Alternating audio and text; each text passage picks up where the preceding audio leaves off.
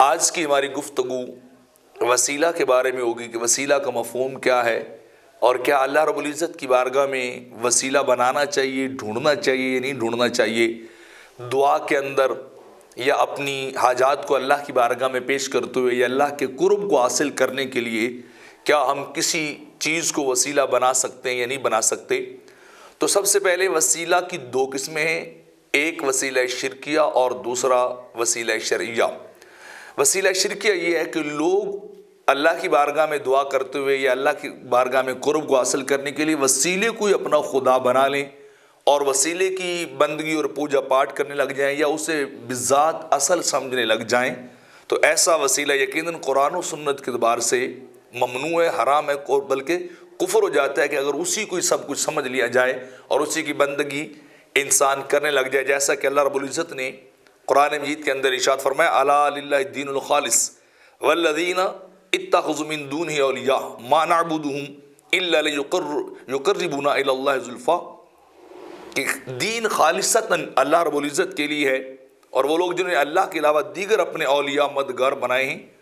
وہ کہتے ہیں کہ ہم ان کی عبادت صرف اس لیے کرتے ہیں کہ وہ ہمیں اللہ کے قریب کر دیں گے، تو ان کی عبادت یہ یقیناً ناجائز اور حرام ہے، یا ان سے براہ راست دعا کرنا کہ انہی سے مانگا جائے کسی اور سے نہ مانگا جائے، یہ یقیناً حرام ہے۔ اور اس کے مقابلے میں وسیلہ شرعیہ، جس کی پھر آگے دو قسمیں بنتی کہ انسان اپنی دعاؤں میں یا تو اپنے اعمال صالحہ کو اللہ کی بارگاہ میں بطور وسیلہ اور ذریعہ پیش کرے، یا دوسری قسم کے عبادت صالحہ نیک لوگوں کا وسیلہ اللہ کی بارگاہ میں پیش کیا جائے، یا ان کا قرب، ان کی مصاحبت اور ان کی معیت کو اختیار کیا جائے تاکہ بندہ اللہ کے قریب ہو سکے یا اپنی حاجات، اپنی ضروریات کو پورا کروا سکے، اللہ سے مانگ سکے کہ میری اگر اکیلے کی دعا قبول نہیں ہوتی تو میں صالحین کے توسل سے، ان کے ذریعے سے اللہ کی بارگاہ میں اگر دعا مانگوں تو میری دعا قبول ہو جائے گی۔ تو اگر قرآن و سنت کا بندہ مطالعہ کرے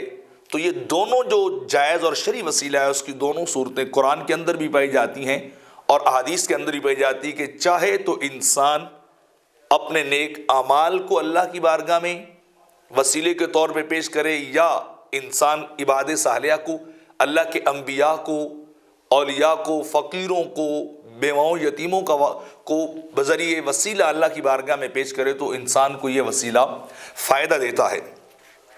اللہ رب العزت نے قرآن مجید کے اندر ارشاد فرمایا یا ایھا الذین آمنوا اتقوا اللہ وابتغوا الیہ الوسیلہ وجاہدوا فی سبیلہ لعلکم تفلحون، اے ایمان والو تم اللہ سے ڈرو اور اس کی بارگاہ میں وسیلہ ڈھونڈو۔ یہاں اس آیا کریمہ کی تشریح کرتے ہوئے القول الجمیل کے اندر شاہ ولی اللہ محدث دہلوی لکھتے ہیں کہ یہاں وسیلہ سے مراد مرشد ہے۔ اسی طرح شاہ اسماعیل دہلوی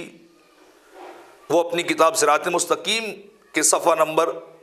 58 پہ لکھتے ہیں کہ یہاں وسیلہ سے مراد وہ نیک آدمی مرشد ہے، اور وہ لکھتے ہیں فارسی کے اندر بدون مرشد راہ یا بنا درست، کہ بغیر مرشد راہ و رہنما کے انسان کبھی بھی راہ نہیں پا سکتا، یعنی اللہ کا قرب حاصل نہیں کر سکتا۔ تو یہ شاہ اسماعیل دہلوی بھی لکھ رہے ہیں، حالانکہ جن کو لوگ مانتے ہیں، جن کی پیروکاری کرتے ہیں، جن کے پیچھے چلتے ہیں، تو وہ بھی یہ لکھ رہے ہیں۔ اسی طرح وسیلہ کو تلاش کرنا یہ ایک مستحسن اور جائز امر ہے، اور اللہ رب العزت نے قرآن کے اندر بھی بیان فرمایا ہے اولئک الذین یدعون یبتغون الی ربہم وسیلہ ایہم اقرب، کہ وہ لوگ جو ان کی بندگی کرتے ہیں وہ خود اللہ کی بارگاہ میں وسیلہ ڈھونڈتے ہیں کہ کون ہے جو ان میں سے اللہ کے زیادہ قریب ہے۔ تو وسیلے کو انسان کو ڈھونڈنا چاہیے۔ اسی طرح آقا علیہ الصلوۃ والسلام کی ذات والا صفات کو بطور وسیلہ تلاش کرنا یہ بھی قرآن کا حکم ہے۔ اللہ رب العزت ارشاد فرماتا ہے وَلَوْ أَنَّهُمْ إِذ ظَّلَمُوا أَنفُسَهُمْ جَاءُوكَ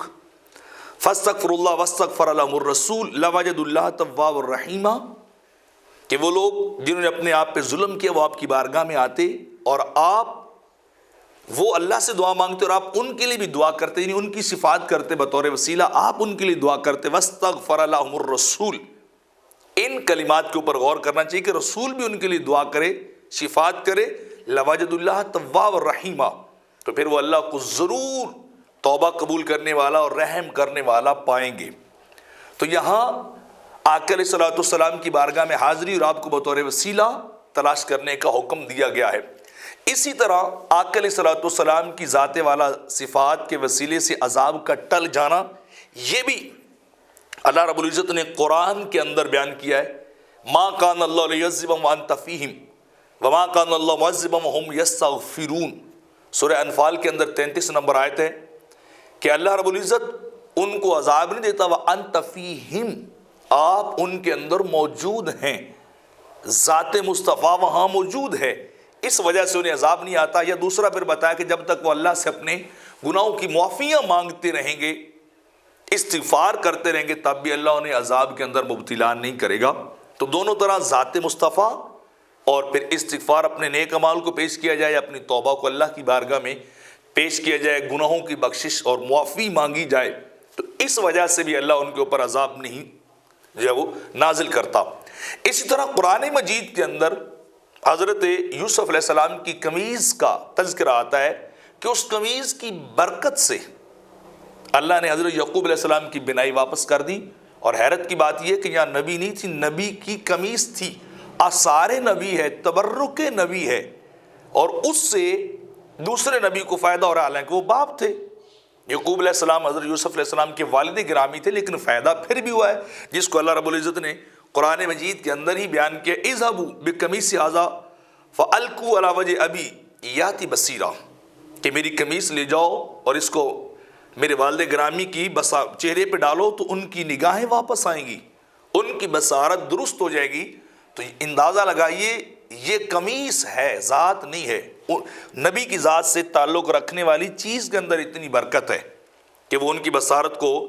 واپس لا رہی ہے۔ اور قرآن مجید کے اندر اللہ رب العزت ارشاد فرماتا ہے فلما ان جاءہ البشیر القى علی وجهه فارتد بصیرا، کہ جب وہ خوشخبری دینے والا شخص پہنچا اور اس نے کیا کیا، اس قمیض کو ان کے چہرے پہ ڈالا، فارتد بصیرا، تو یعقوب علیہ السلام کی بینائی، بصارت، نور نظر فوری قمیض کی برکت سے واپس آیا۔ تو یہاں نبی کو فائدہ ہو رہا ہے، نبی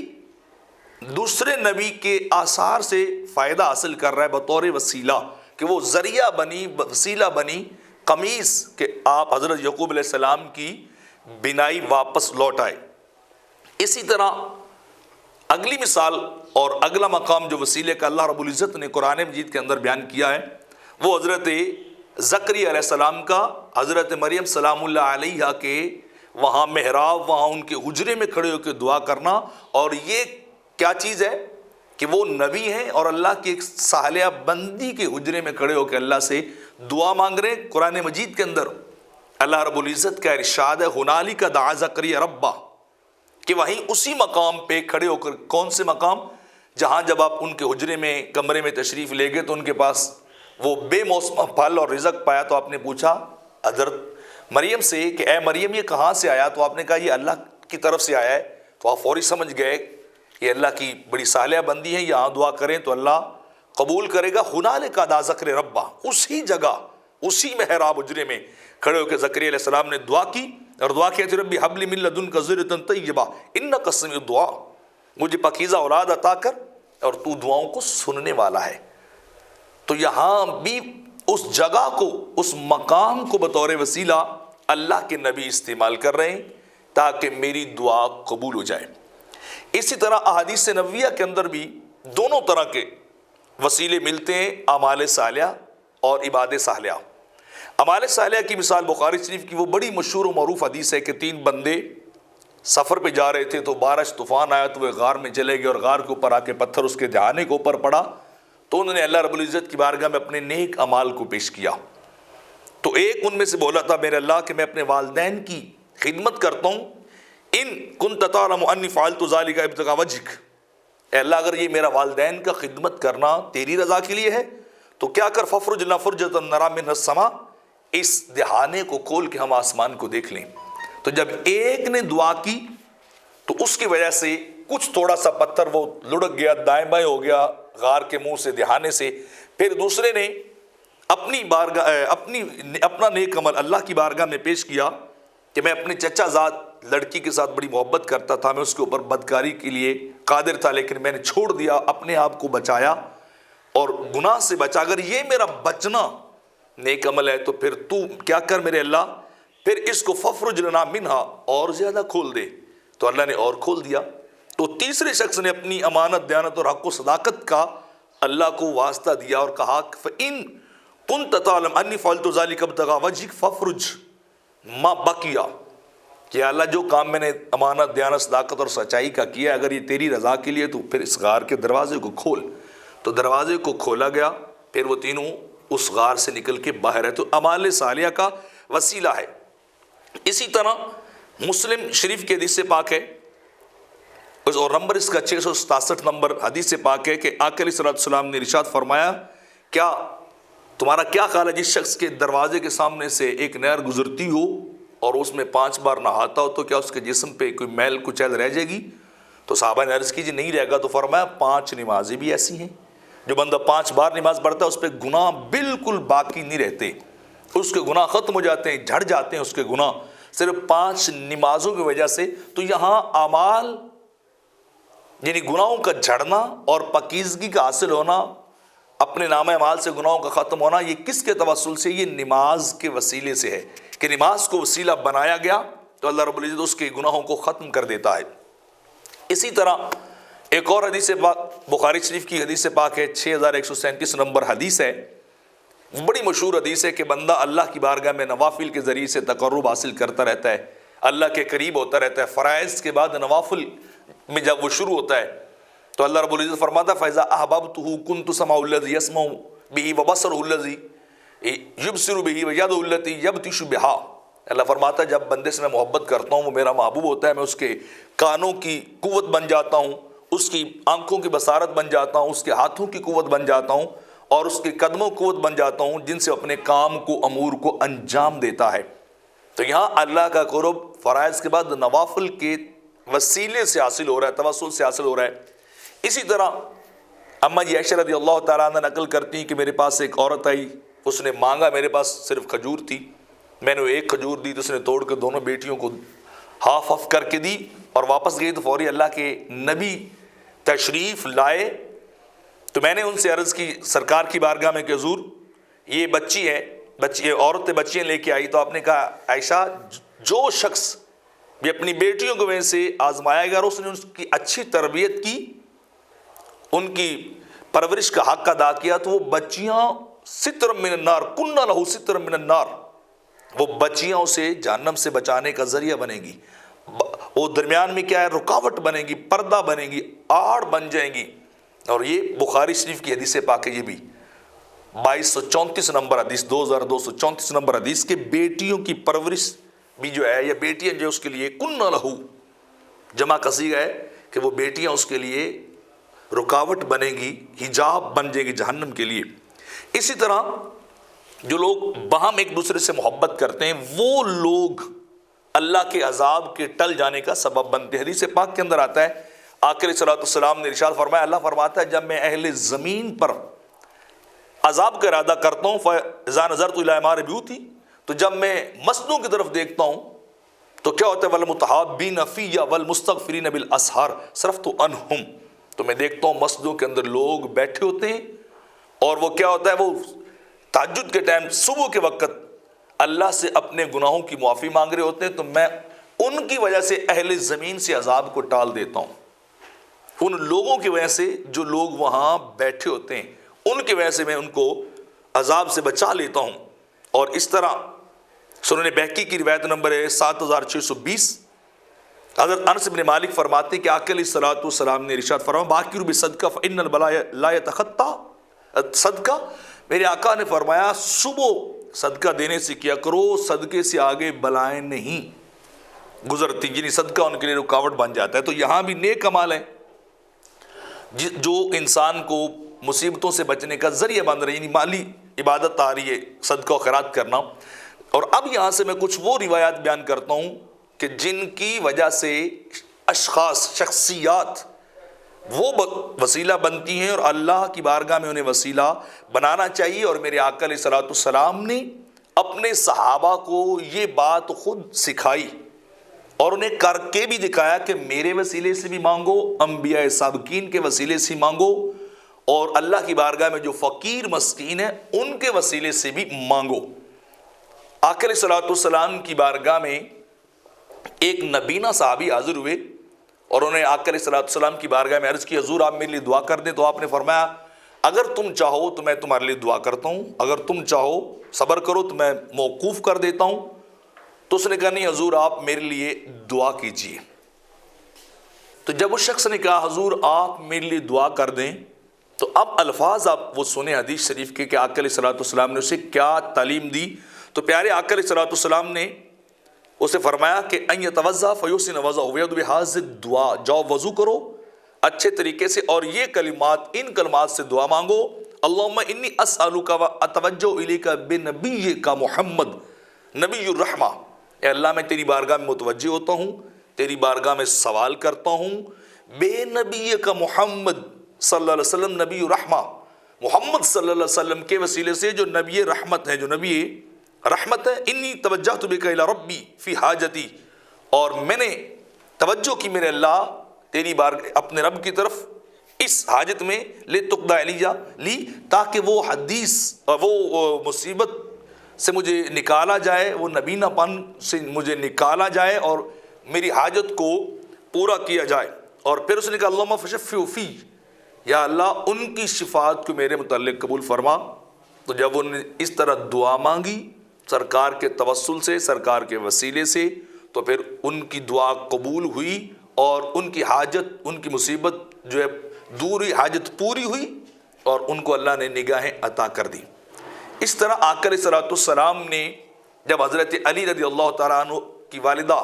محترمہ حضرت فاطمہ بنت اسد رضی اللہ تعالیٰ عنہا کا انتقال ہوا, تو وہ بھی دعا سننے والی جو خود اللہ کے نبی نے مانگی اپنے وسیلے سے اور سابقہ انبیاء کے وسیلے سے. فلما فرغا دخل رسول اللہ صلی اللہ علیہ وسلم, جب سرکار دیگر امور سے فارغ ہوئے تو قبر میں تشریف فرما ہوئے. فاستجا فی, وہاں سرکار لیٹ گئے. ثم قال اللہ الذی یحیی ویمیت, پھر آپ نے کہا اللہ وہ جو زندہ بھی ہے, جو مارتا بھی ہے, زندہ بھی کرتا ہے, اور خود وہ حی لا یموت, زندہ ہے, اسے موت نہیں. اغفر لأمی فاطمہ بنت اسد, سرکار نے دعا مانگی میری والدہ فاطمہ بنت اسد کو بخش دے. وسع علیہا مدخلہا,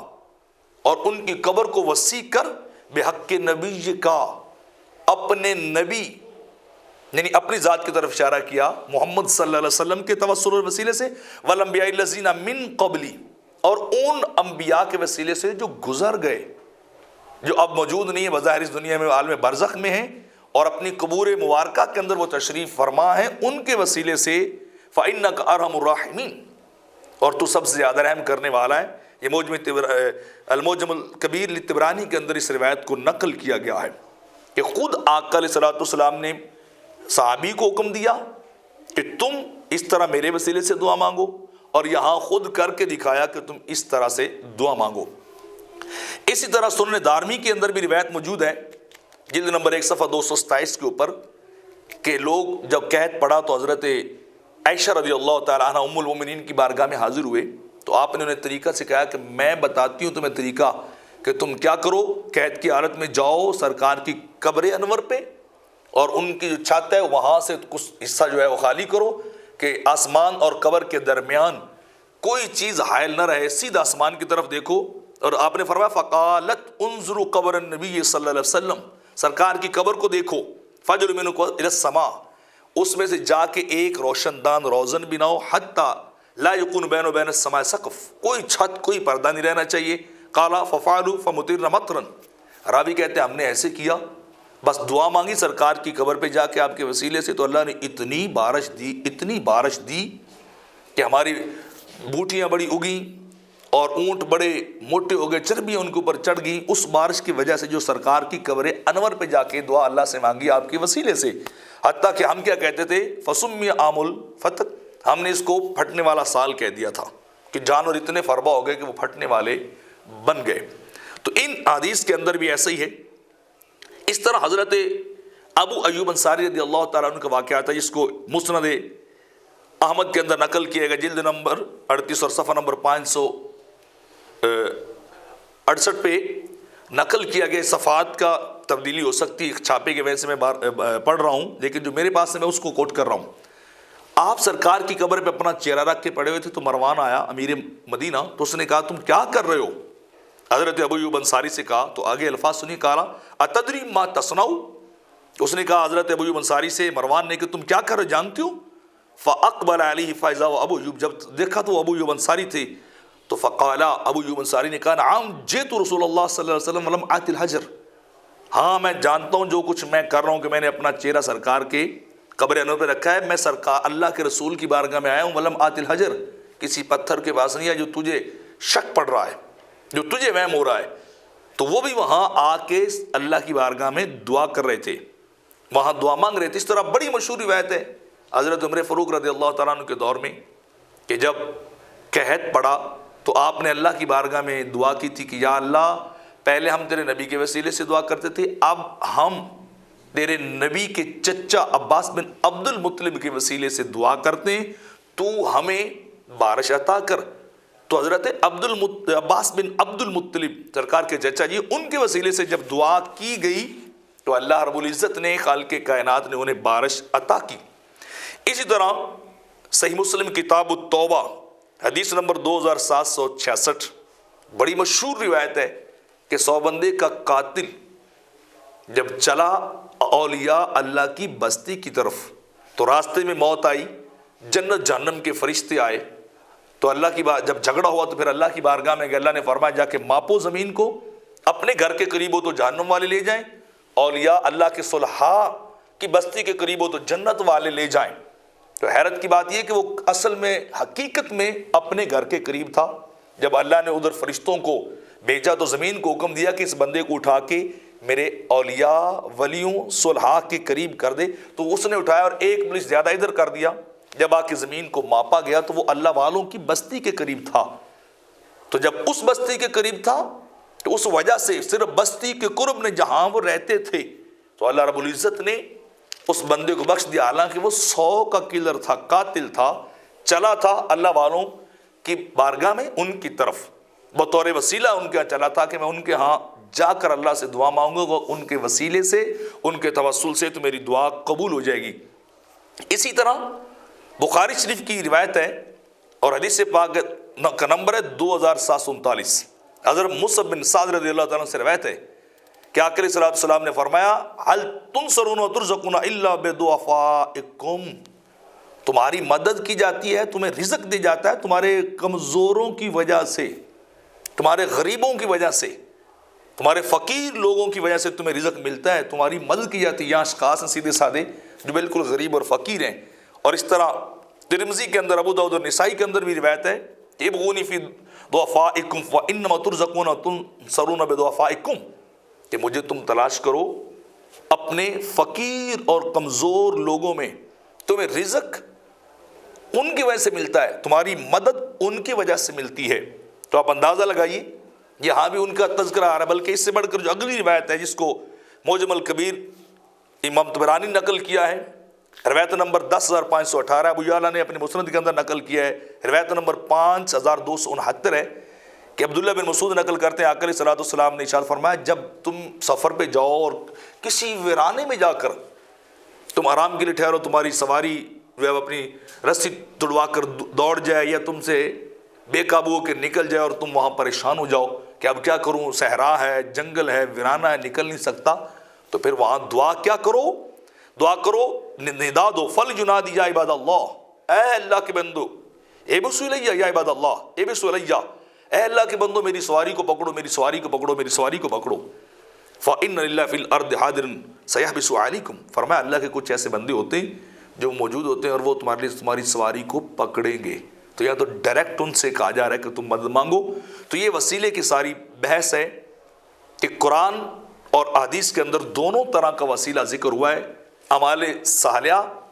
اس کے ذریعے سے بھی وسیلہ تلاش کرو یا عباد صالحہ نیک بندوں کے ذریعے سے وسیلہ تلاش کرو، جس کا حکم خود اور تعلیم خود آقا علیہ الصلوۃ والسلام نے صحابہ کو دی اور انہوں نے پھر ان وسیلوں کو استعمال کیا اور ان وسیلوں سے اللہ کی بارگاہ میں دعائیں مانگی، اپنی التجاؤں کو پیش کیا تو ان کی دعا اور ان کی التجا قبول ہوئی۔ یہ جو آج کل ایک شوشہ چل رہا ہے کہ وسیلہ بنانا شرک ہے، بدعت ہے، وہ وسیلہ ہے جو وسیلہ شرکی ہے جس کے اندر براہ راست وسیلے کو سب کچھ سمجھ لیا جائے۔ اللہ ہمیں درست عقائد اپنانے کی توفیق عطا فرمائے۔